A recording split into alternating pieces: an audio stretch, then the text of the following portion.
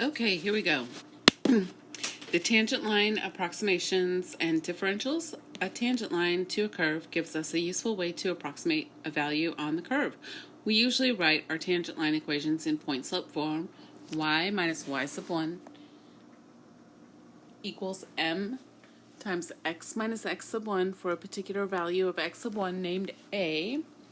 Or we could write y minus f of a equals f prime of a times x minus a. When we are using a tangent line to find an approximation of a value on the curve, we might want to rearrange the terms of the tangent line equation to write y equals f of a plus f prime of a times x minus a. Please note that y represents the y coordinate of a on the tangent line. This gives us an approximation of f of a, and the y coordinate of a on the function f of x is represented by f of a. F of a is the actual value of the function at a. Given that f of x equals x squared, we are going to write an equation of the line tangent to f at x equals 1. So that would give us, well, f prime of x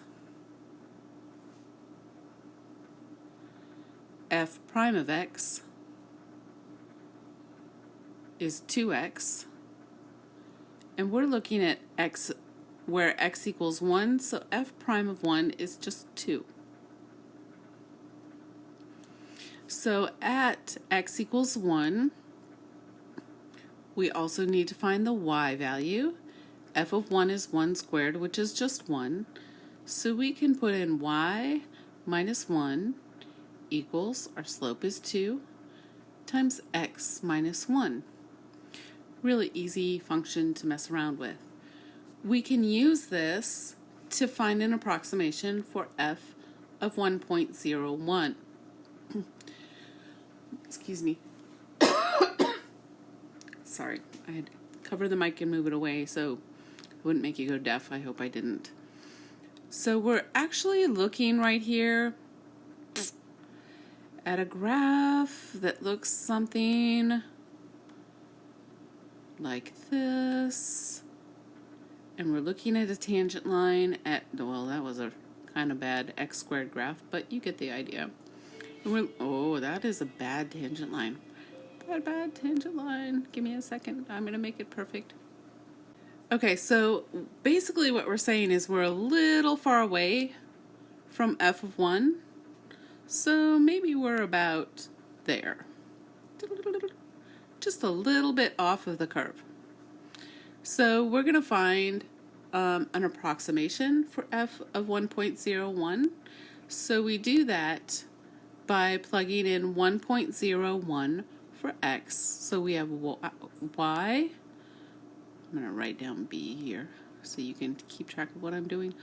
Y minus 1 equals 2 times 1.01 minus 1, which would be y minus 1 equal to 2 times 0.01, which would be the same as y equals 1.02. Now, that's your approximation. And in order to indicate that it's an approximation, you're going to want to put approximately symbols in there. Diddle-dit, diddle-dit, diddle-dit, diddle-dit. Okay, so we have our approximation. And in this particular case, you can actually figure out your actual value. That will not always be the case. Oftentimes in real life, in engineering world, you will not be able to find the actual value. So this is stuff that engineers actually use. This isn't like made up math, for as much as it might seem like it is. So the actual value, when we put it in our calculator, of f of 1 and 1/100th would be 1 and 201 10,000ths, and that would be our actual value. Now we need to find the error. Our error would just be one value minus the other, which would be 1/10,000th. My approximate value is 1.02. 1/10,000th. Beautiful. Yay. Oh my gosh. I can't make a dot. Dot, dot, dot, dot, dot. There. Okay. Okay. Real easy stuff, I think. Because you're just using your slope or your derivative. You're just using the point slope form. Boom. Okay, on to page 2. Use a tangent line approximation to approximate the value of the cube root of 127. Well, we know that the cube root of 127 is somewhere between what cube roots are super close to it? 125. And that is just 5. And we know also that our next biggest, oops, I almost wrote the wrong number, 127, and 6 cubed is 216. So we know that the cube root of 127 is somewhere in between them. Now, you can make your life difficult and go to the cube root that is farther away. The cube root that is farther away is clearly 216 because clearly 125 is significantly closer. I hope, for your sake, that is obvious. So we go down here and we're going to just use our linear approximation formula, which would be y minus f of 125, which would be 5, because that's the closest approximate value on that curve versus the tangent line, and f prime of 125 times x minus 125. Now we go in and we discover f of 125 is 5, just in case you already forgot, because I already did, so I don't, no shade over here. Okay, f prime of 125, ooh, what's that?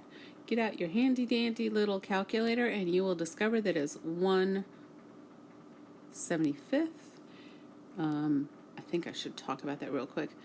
F of x would be x to the 1/3, making f prime of x 1/3 x to the negative 2/3. So when you pop 125 in there, oops, I forgot the 5. You get 1/3 times,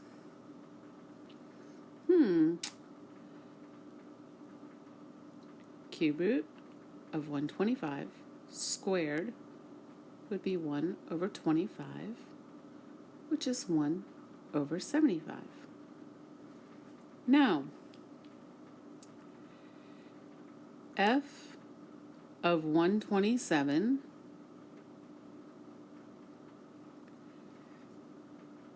that would be the cube root of 127. That's the actual value.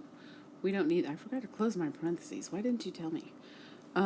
So we have, go back into our problem here, sorry. And we're going to work with that. And we get 1/75 times x minus 125 plus 5. And we're going to look at what happens when x is 127. By the way, this line notation that I just used here, I never saw that until I started teaching AP Calculus. I think it's very useful, but it is relatively new on the scene. So we go in and, whoopsies, my line never showed up. 1 over 75, and 127 minus 25 is 2, plus 5, and we get a y, oops, I should have put approximately's in there. Approximately. And we get 377 over 75. So y is approximately 5.06, 265. And that is actually an overestimate. And you will see that when you actually do the calculations for the actual value of f of 127. But that is a pretty close estimate. Okie dokie.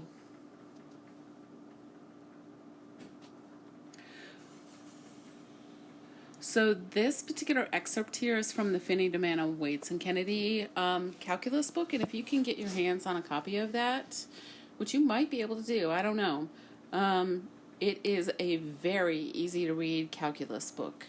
Leibniz used the notation dy over dx to represent the derivative of y with respect to x. The notation looks like a quotient of real numbers, but is really a limit of quotients in which both the numerator and the denominator go to 0 without actually equaling 0. Leibniz did most of his calculus using dy and dx as separate entities, but he never quite settled the issues of what they were. To him, they were infinitesimals, non-zero numbers, but infinitesimally small.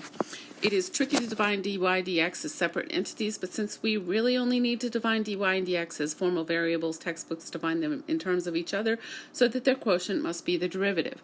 Now, little key here, what he's really talking about is delta y over delta x. And I remember one of my college professors talking about that, how it's really this tiny space where your y values, this goes back to the definition of derivative, where your y values are super close together and your x values are super close together. So that's what he's talking about when he's talking about infinitesimals, and that is why dy over dx is, there aren't really, they're limits, they're like two numbers that are super close together. So it's basically the limit of the secant line, the limit of the slope of the secant line. So moving on, let y equals f of x be a differentiable function. The differential dx is an independent variable. The differential dy is dy equals f prime of x dx. The variable dy is always a dependent variable. It depends both on x and dx. Find the differential dy given y equal to 5x cubed. So what we see here is that we usually have said dy over dx equals 15x squared. But you could also say that dy equals 15x squared dx. Right there, all we did was solve for dy. And you will need to do this going forward. Not every day, but here we're looking at the radius. Oh, I'm going to switch pages because it's prettier if I go to the next page because it's all on one page, the whole problem. Okay, got that down? Okay, moving on. Okay, the radius r of a circle increases from 10 meters to 10.1 meters. And we're going to use the differential dA to estimate the increase in the circle's area A. So what we know here is that we have some area pi r squared, because we're talking about a circle, and most of us know that formula by memory. That should not be something that should be on your formula sheet or on any drill quiz, because it is assumed that you know it. So the change in A over the change in the radius would be 2 pi r. We could also say that dA equals 2 pi r dr. And lo and behold, we know what the change in our radius is. We know that our original radius was 10, and we know that the change in radius, or dr, was just 1/10. So we need to find dA. We go in, doodle-doo, dA equals 2 pi r, which was 10, dr, 1/10, and we get 2 pi. So our actual answer is that the area changes by about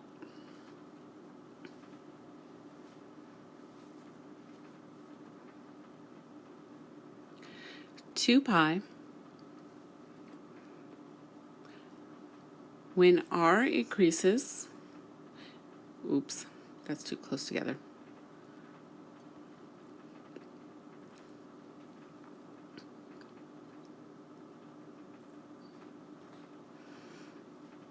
By 1/10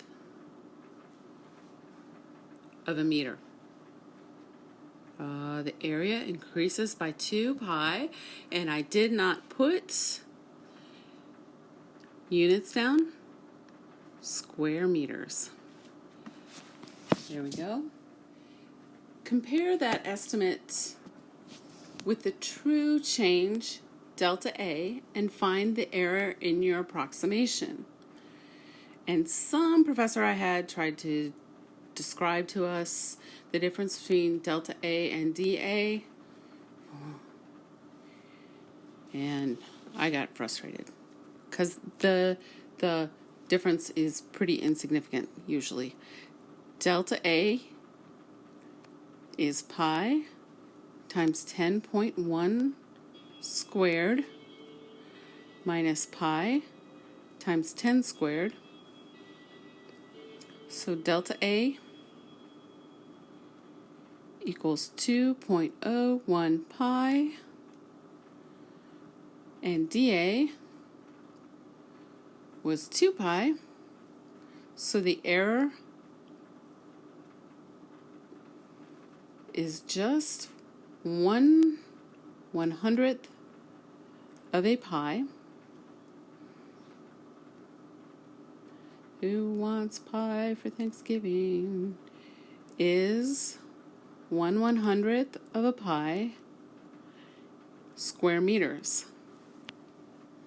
Suppose the Earth were a perfect sphere and we determined its radius to be this crazy number.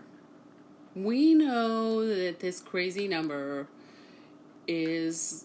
might be off by 1/10. So this is similar to saying that so-and-so is winning. Exit polls say that so-and-so is winning the election by so many points with an error of plus or minus 2 percentage points. That's the sort of thing we're talking about right here. So if you pay attention to the news, which I know not everybody does, you have heard that at some point. But in this case, we're talking about the Earth being a perfect sphere. I wish it was a perfect sphere and we could just, anyway. Suppose the Earth were a perfect sphere and we determined its radius to be 3,959 plus or minus 1/10 of a miles. What effect would the tolerance of plus or minus 1/10 of miles have on our estimate of the Earth's surface? So we go in and we look at surface area, and I'm going to show you something super magical. Are you ready? Brace yourselves. Volume is 4 thirds pi r cubed. Watch surface area. Surface area is 4 pi r squared. What? Surface area is the derivative of volume. Dun, dun, dun. Okay, so we're actually looking at what's happening in the surface area here. So we need to figure out what the rate of change in the surface area is, because we're looking plus or minus 1/10 of a mile. In error, words not working. We're looking at this error of 1/10 of a mile from this estimate of 3,959 miles. Okay, so there's our surface area, 4 pi r squared, and our derivative of our surface area is 8 pi r dr. Okay, so we have r at 3,959 miles, and the derivative of our radius is plus or minus 1/10. So our DSA, is 8 pi times 3,959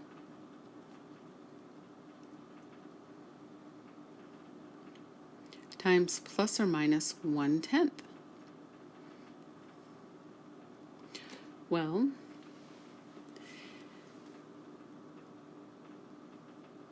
that would be approximately plus or minus 9,950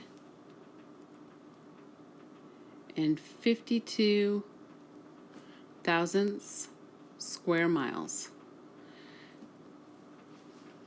That is approximately equivalent to the area of Vermont. So relative to the entire Earth, it is not that big of a deal. Okay, moving along. Suppose f is a differentiable function on AB, and if f of A and f of B differ in sign, then f has at least one zero between A and B. Newton made a guess that this zero occurs at some x sub 1 in the interval A to B, and he discovered that the zero of the tangent line was close to the zero of the function. So you can scoot the point closer and closer to let me see if I can box it up here. From this, you're going to scoot until you actually approximate your zero. So you're going to use that tangent line to scoot over towards the zero of the function. You're going to, that was not a good drawing. You're going to scoot a McGee over to the zero of the function. There, that's what I mean. I'm sorry. Okay, so we're going to go in and we're going to go y minus f of x sub 1 equal to f prime of x sub 1 times x minus x sub 1, or y equals f prime of x sub 1 times x minus x sub 1 plus f of x sub 1, or give me a second to find my words. And we want to know what happens when y equals 0. So when y equals 0, you can simply solve for x, and you get x equals x sub 1 minus f of x sub 1 all over f prime of x sub 1. So we found a general value for x there. More specifically, we can name that specific zero x sub 2 equals x sub 1 minus f of x sub 2 over f prime of x sub 2. Now, it is my understanding that this is more useful in science than it is in calculus. And each successive approximation is called an iteration. Each successive iteration is getting you closer and closer and closer to the real zero. That's what I meant when I drew the purple arrows that, or lines, I don't know what to call them. These little things right there. Okay, onwards and upwards. This has all these crazy notations about what you do in the TI-89. Guess what? You can do it in the TI-83 also. And I'm going to write down the notes out in the right-hand column in just a second here. But holy cow, this is so easy, y'all. So in the TI-83, you're just going to put in answer times f of answer minus f of answer divided by f prime of answer. So in this, we haven't done it yet. Never mind. I was going to use a previous example, but we haven't done an example yet. So, so it's pretty simple. Just plugging things into that calculator, and I really wish I was teaching this live right now because it's so easy. Oh my gosh. Okay, so, and you would see that right away. So really, in order to understand these notes, you're going to have to do this along with me. 6x squared minus 2x minus 1. And if you do not have a TI-83, you actually can get one on your phone. There is a free app for both the Android and the iPhone. So what this means is y sub 2 equals 6x squared plus 2x minus 1. And we put in answer minus y sub 1 in parentheses. You can get this little y sub 1 in vars, y-vars. Those are buttons on your calculator. And if you are confused at all, TI-83, Texas Instruments has done a really, really, really good job of putting together these directions. So if you are confused as we go through this on what buttons to push, type how to do Newton's method in a TI-83 or how to do Newton's method in a TI-84, depending on which version you have. So when we push all of these buttons that are right up here, you get negative 1.2351, more numbers, negative 1.2337, and negative 1.2337. Look, those first four all match. So by Newton's method, the zero is approximately negative 1.234. Rounded. You could truncate and make it negative 1.233. That is your decision. Use Newton's method to approximate the x-coordinate of the positive point of intersection of y equals tangent x and y equals 2x. We are starting at x sub 1 equals 1.25. Continue the iterations until two successive approximations differ by less than 1/1000th. After you have estimated the x-coordinate, find the y-coordinate to go with it. So f of x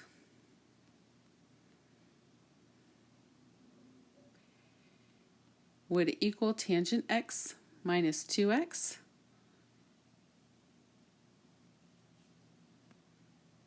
Because we want to figure out where they cross. They cross when their difference is 0. Now we're going to look at our derivative, f prime of x,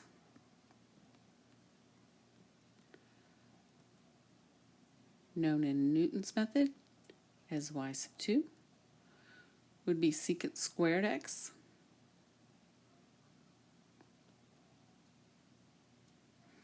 minus 2.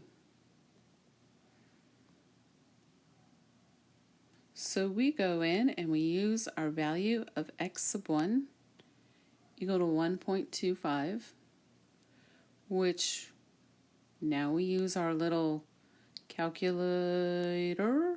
I almost messed up that word.